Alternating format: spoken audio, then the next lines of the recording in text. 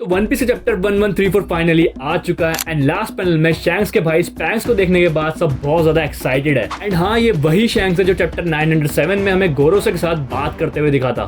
हमें स्पैंक्स के साथ दूसरा कैरेक्टर दिखा जिसने भी फुल लेंथ रॉब पहन रखा था। ये कैरेक्टर फुल बैंडेज से कवर था एंड ये बहुत ही ज्यादा मिस्टीरियस लगा। लेकिन मेन बात ये आती है कि ये शैंक्स से ज्यादा दिखने वाला कैरेक्टर आखिर है कौन। इस मिस्ट्री के बारे में हम आगे बात करेंगे, लेकिन इससे पहले इस चैप्टर का रिकैप लेते हैं। अब इस चैप्टर के कवर पेज पे हमें एक स्पेशल कलर स्प्रेड दिखा जो कि एक ट्रिब्यूट था काजुकी सेंसे के लिए, जो कि फ्रैंकी के वॉइस आर्टिस्ट थे। उन्होंने रिसेंटली रिटायरमेंट ले लिए, सबको पता ही होगा। कवर पेज पर हम देखेंगे कि स्ट्रॉयड्स एक जायंट फ्रैंकी पर बैठकर समुद्र के ऊपर उड़ रहे हैं। चैप्टर की शुरुआत वहीं से होती है जहां से पुराना चैप्टर खत्म हुआ था। लूफी सॉल को एक फनी याकुजा स्टाइल में ग्रीट करता है। क्रू भी शॉक हो जाता है और लूफी सॉल को अप्रिशिएट करता है रॉबिन का ख्याल रखने के लिए। तभी लिलिथ इंट्रोड्यूस करती है अपने आप को सॉल के आगे एंड जिम्बे की हेल्प मांगती है एक मिस्टीरियस सा सील्ड कैप्सूल अनलोड करने के लिए जिसके ऊपर वेगा स्टिकर है। तभी लिलिथ ये शॉकिंग चीज रिवील करती है कि ये वेगा पंक का कंप्लीट रेप्लिका है एंड ये वही वेगा पंक है जो एल्बफ आया था करीबन 20 साल पहले। लिलिथ का मेन प्लान वेगा पंक को रिवाइव करना एंड कुमा को क्योर करने का है, इसलिए अब लिलिथ एक न्यू लैब बना रही है एल्बफ में एंड ये सुनकर बोनी भी खुश हो जाती है। फिर हम स्ट्रॉ हैट्स को जायंट्स के साथ एक स्कूल टू लेता हुआ देखते हैं। तभी लूफी एंड उसुप गलती से रिप्ली की छाती पर चढ़ जाते हैं, जो कि एक जायंट बायोलॉजी टीचर है वायरलेस एकेडमी में। और हाँ, रिप्ली बहुत ज्यादा सुंदर है।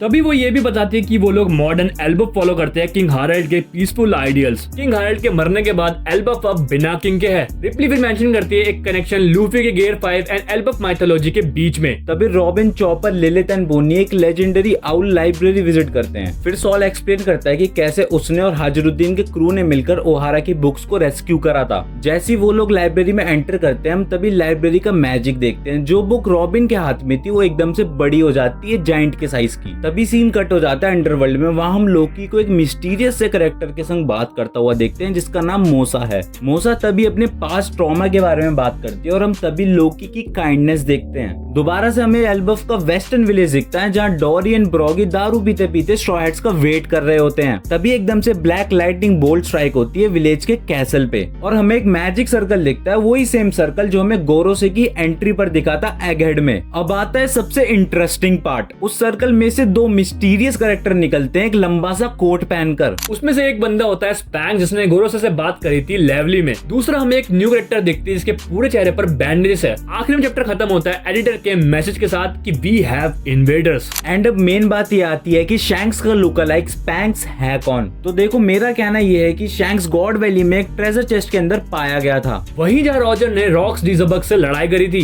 जिबैक का गोल सेलेस्टियल ड्रैगन को मारना था एंड पूरी दुनिया पर कब्जा करना था। हो सकता है कि असल में शैंक्स एक सेलेस्टियल ड्रैगन के घर पैदा हुआ हो और उसका एक ट्विन ब्रदर हो जो हमें इस चैप्टर में दिखा। शैंक्स का भाई होली नाइट में, इसलिए हमें वो गोरोसे के साथ दिखा था। एंड शैंक्स का भाई जिस पायरेट की बात कर रहा था चैप्टर 907 में, शायद वो शैंक्स ही था। एंड वो शैंक्स को बहुत टाइम से मॉनिटर कर रहा था और उसके अंदर उसने कुछ चेंजेस देख लिए। क्योंकि गौर करने की बात है, जब भी गोरोसे ने शैंक्स की बात करी है उन्होंने कभी ऐसे नहीं करा कि जैसे वो शैंक्स से फेमिलियर हो। गोरोसे ने हमेशा ऐसे बात करी है कि वो बस एक योंको हो। वो हमेशा शैंक्स को एक पावरफुल इंडिविजुअल की तरह देखते हैं कि ये एक बड़ा थ्रेट है, लेकिन अभी तक उसके कोई हार्मफुल इंटेंशंस नहीं है। शैंक्स ने कुछ डिसाइड कर लिया वो करने का, गोरोसे या फिर गवर्नमेंट के खिलाफ। तभी शैंक्स का ट्विन उन लोगों को यही बताने आया हो। देखो, पॉसिबिलिटीज तो कुछ भी हो सकती है और ये जो कुछ भी मैजिक हुआ है शायद इसके बारे में हमें नेक्स्ट चैप्टर में पता चले। एंड कैरेक्टर जो स्पैंक्स के साथ है ये भी बहुत ज्यादा इंटरेस्टिंग लग रही है। मुझे लग रहा है कि ओडा सेंसे कुछ न्यू रिवील करने वाले हैं। शायद स्पैंक्स और बैंडेजेस वाली मिस्टीरियस लड़की का कोई ग्रुप हो CP0 की तरह। यार, ओडा गुरुजी ने साल के एंड में इतना फाड़ सा चैप्टर दे के मजा ही दिला दिया। इतनी सारी थ्योरी चल रही है दिमाग में। बाकी और भी वन पीस रिलेटेड कंटेंट के लिए सब्सक्राइब कर लेना। सायोनारा।